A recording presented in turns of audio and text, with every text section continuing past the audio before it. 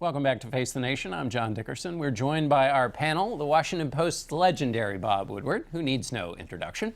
Mark Halperin is managing editor of Bloomberg Politics. Nancy Cordes is our CBS News congressional correspondent. And Jeffrey Goldberg is the national correspondent for The Atlantic.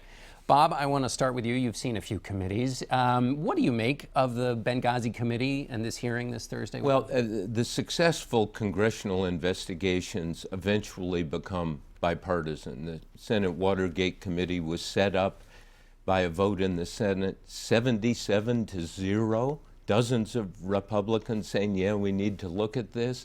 And now we've got a fractured committee. And so you wind up getting fractured partisan data. Yeah. You take the fact that it's not been bipartisan, the fact that Congressman McCarthy said what he said, that Hillary Clinton's on the offense, and that Chairman Gowdy showed this morning that he does not know how to frame for the public broad questions. What did the president know and when did he know it? Something that will break through. So I think Hillary Clinton is set up to be as strong and as powerful in this hearing, unless Chairman Gowdy is sitting on some secret than anyone could have imagined. You know, Jeffrey, Mark makes a good point about this goes down the rabbit hole very quickly. Right. And also when you get charge and countercharge and a series of names people don't know. Take us back to 30,000 feet. What's the big question being missed here about U.S. policy? And well, they're having a hearing about the wrong subject as it relates to Libya. The question facing America is not what happened that night in Benghazi. Those are important questions, and we have to have better diplomatic security, quite obviously.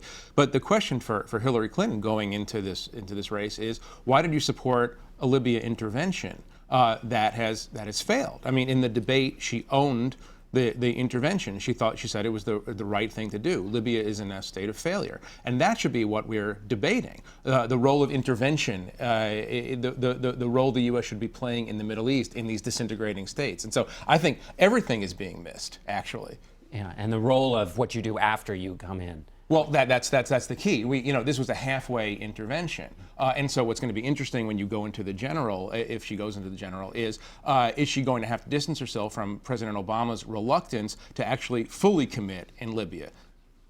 Nancy, what do you make of the Clinton posture going into this? What's their feeling about this? Well, she's definitely got some wind in her sails, not only because of her strong debate performance, but also because of the gifts that you talked about with your previous guests, with Kevin McCarthy, with Richard Hanna saying that, or at least admitting that this is partly political. The challenge for her is going to be that Chairman Gowdy has said he wants to do 4 rounds of questioning, 10 minutes per questioner. Now, math was never my strongest subject, but with 12 members of the committee, we're looking at 8 hours before you even work in lunch, votes, breaks, and it's very hard, even if you're the most disciplined person testifying, not to have a single moment where you say something that you wish you didn't, especially when you're in hour 7 or hour 8. She's going to have to bring a sleeping bag. Let's pivot to Joe Biden and the speculation about him. Bob, what does your gut tell you about Joe Biden? I think when we know actually what happens when he announces this decision, we're going to find out that he's decided both ways. I know for a fact months ago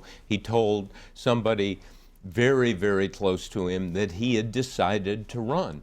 I think what's happened is then he's undecided to run and maybe decided again, and so we're in this never land. And this, when you peel back decision making, you find that it goes up and down this way and that way.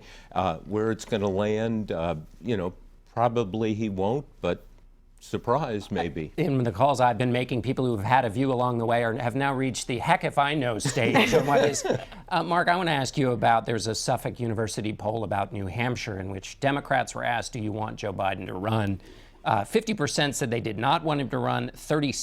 Only 36 said they did want him to run. What's your sense of the politics of that? I think that the static analysis would tell you that if he got in now, it's too late. There's no way to overcome the poll deficits, the fundraising deficits, the organization deficits. My sense is, from talking to people, that the vice president's not looking at this as a static thing, nor is he afraid to end his career with what some would say is a humiliating loss, nor is he moved by Hillary Clinton getting good reviews in the debate or what happens Thursday. If he runs, he will try to run as an incumbent vice president saying, I'm part of an administration you liked, Democrats.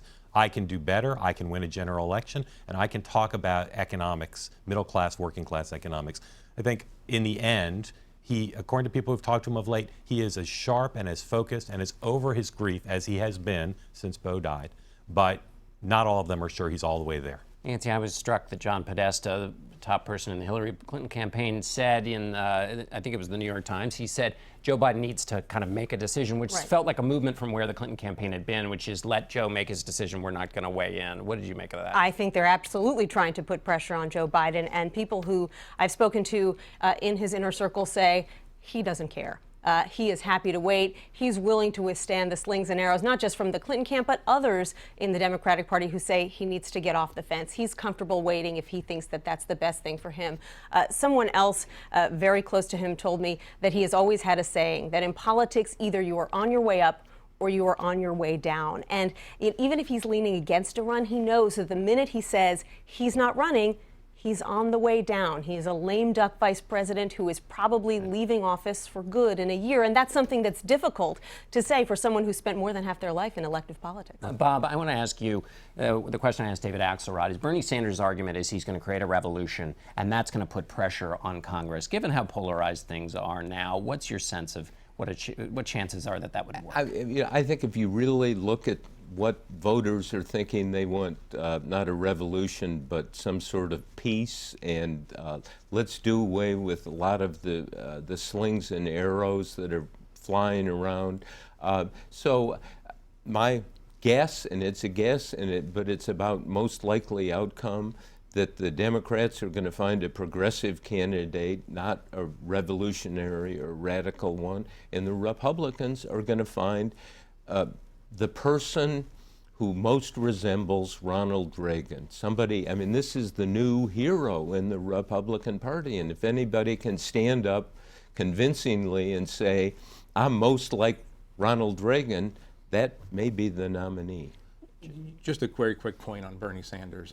Hope and change turned out to be harder to sell than people thought. Despair and change is probably going to be harder to sell than that, I think. And so there's a top line here that you can't cross. If he wins the nomination and wins the general election, there will be a revolution. He will sweep the Democrats in control of the Senate.